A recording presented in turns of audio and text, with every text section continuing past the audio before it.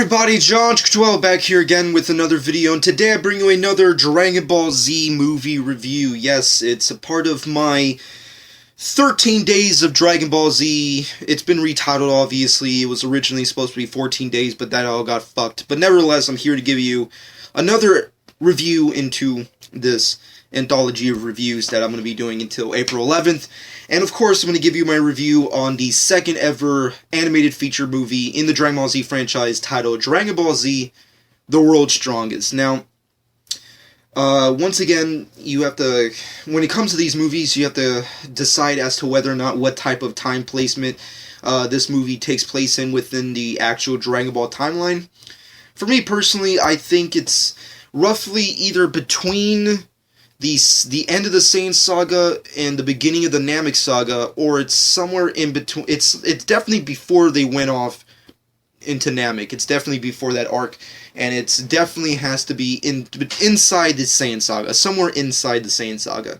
And ironically enough, this entire plot feels like a good predecessor to the Dr. Gero Android Saga kind of thing, because I think the funniest thing about the plot of the story is the main antagonist storyline, which of course is played by the newest antagonist in these Dragon Ball Z movies, Dr. Wheelo. And Dr. Wheelo, I like to think is a prelude to Dr. Gero, essentially, because he's obviously a biomechanical villain. And of course, his main goal in life is to modify human race using science and possibly making them biomechanical as well. And the interesting thing about his character arc is, I don't think it was constructed completely well, but I do really like what they tried to do with his overall arc, which was basically his main goal in the movie itself was that he wanted to take the world's strongest man, take out his brain, insert his brain into the world's strongest man's body, use it as a surrogate so he can use it to his advantage, so he would then become, obviously, the world's strongest and world's smartest scientist. So I guess that's his main goal in this movie particularly, and in his time, Dr. Wheelo's time period, he thinks that Master Roshi is, of course, the world's strongest man, because up until that point, Master Roshi was the world's strongest man, and decides to kidnap him, basically, kind of like how they did with Gohan in Dead Zone.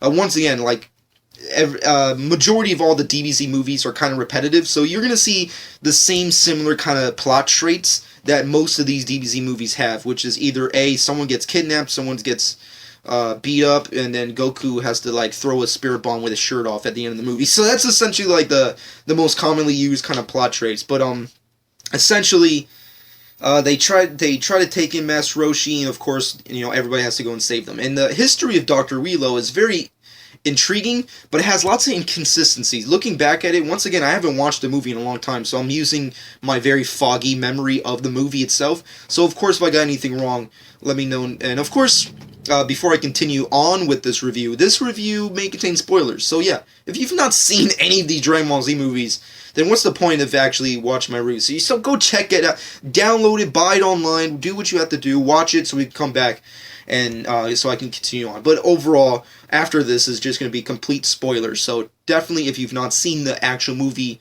the actual full movie, then there's going to be a lot of spoilers. But spoiler alert, you've been warned. Nevertheless, Dr. Wheelo apparently died in a severe avalanche kind of accident, and he and his faithful servant Dr. Couchin, if I remember correctly, that's how you say his name, essentially were stuck in a block of ice. And within this block of ice, Dr. Couchin was able to save Dr. Wheelo's brain and insert it into a cybernetic body. But essentially, that's all he was able to do. He was able to just save his brain.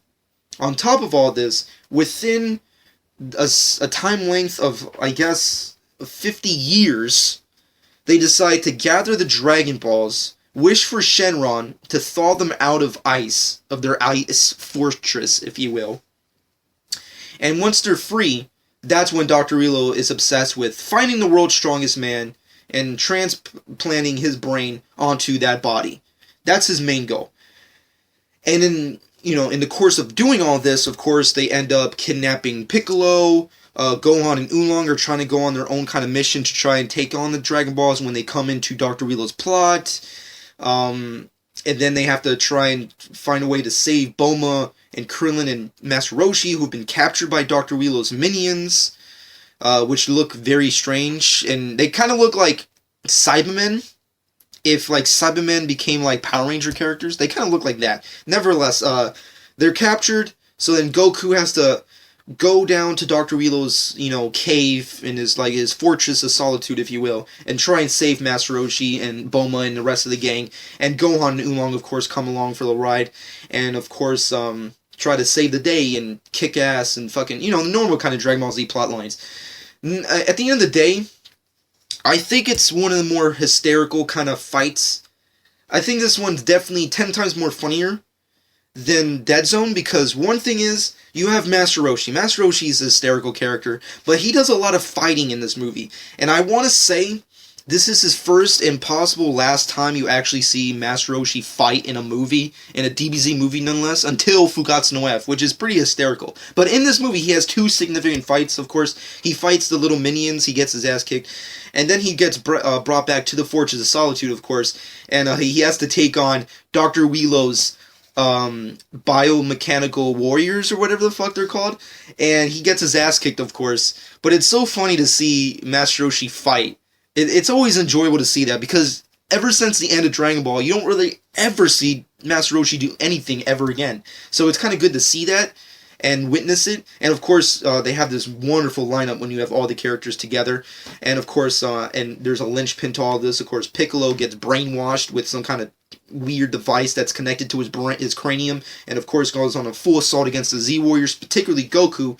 And then over the course of the movie, Bulma, of course, being the loudmouth that she is, basically tells Dr. Wheelo that Master Roshi is not the strongest man in the world. Goku is, accidentally, slip of the tongue, if you will, and decides, well, of course, Master Roshi sucks. Let's go on to Goku and take his body, and basically, witnessing his power, wants Goku's body, and of course sends Piccolo to try and destroy him. And then over the course of all this, Gohan, of course, with his hidden potential, his hidden power that we never got to fucking see until like the Cell Saga and the fucking Buu Saga, what have you, and shows off his great power to Dr. Wheelo. And then Dr. Wheelo decides he wants Gohan's body, he wants his power, and it just goes on from there. But I find a lot of weird things that just don't add up with this plot. First off, Dr. Wheelo and Dr. Couchin getting the Dragon Balls, summoning Shenron to get them out of the ice. Now, how were they capable of getting all the 7 Dragon Balls? That's one thing I want to know. It's never really stated how they did it, and how they could have done it. Now, their fortress was stuck in ice. Okay, but were they stuck in the ice with the fortress? I don't really know. It's not really implied that they were, but it kind of makes sense if they did. So I don't know. It's really hard to say. I guess I have to watch the movie again to really understand, but based off my memory, I want to say they were stuck in the ice. I could be wrong about that, but their fortress was stuck. Why did they really need the fortress? I really don't know. It's kind of a waste of time.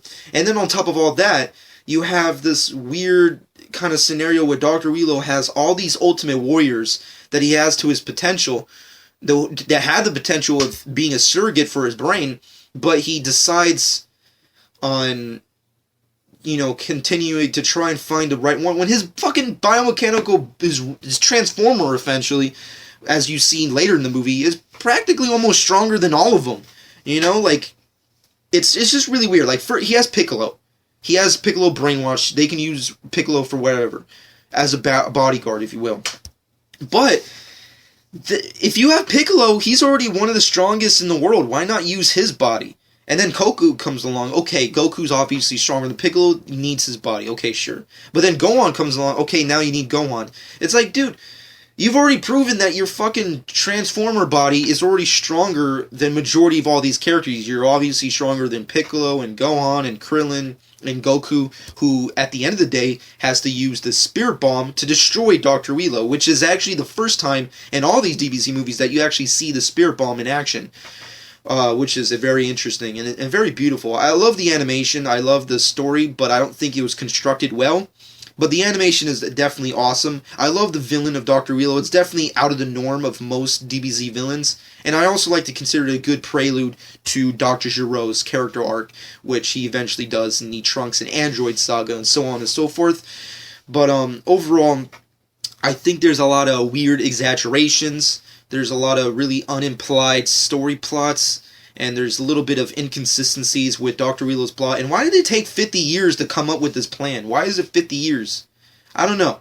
Like, what was he doing when he was like a fucking fish in a bowl this whole time? Was he just like... I don't know. It's just really weird. But nevertheless, and also I like the design of some of the characters that were created for this movie, like the biomechanical warriors. I thought were pretty cool. Like the weird fish guy who had the electric fucking arms and basically Electro, if you will.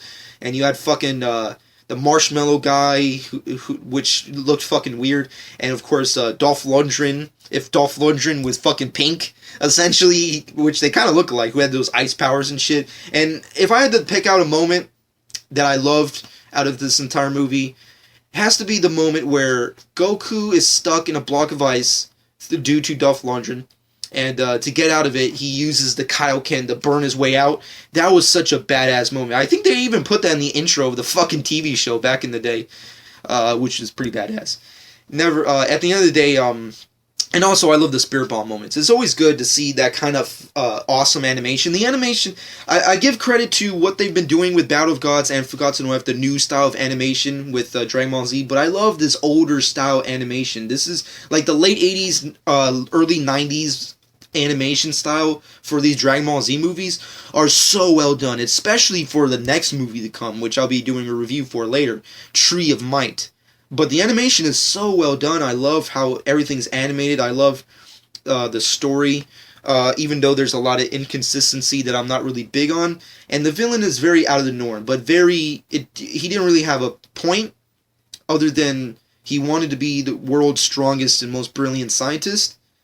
But then, like, his robot body was pretty much as more powerful than most of the characters until Goku threw his Spirit Bomb at him. So it was just really weird. But nevertheless, if I had to rate this movie, I have to give it a good 5.5 out of 10. It's definitely decent. I don't think it's better than Dead Zone. I don't really want to say it's better than Dead Zone.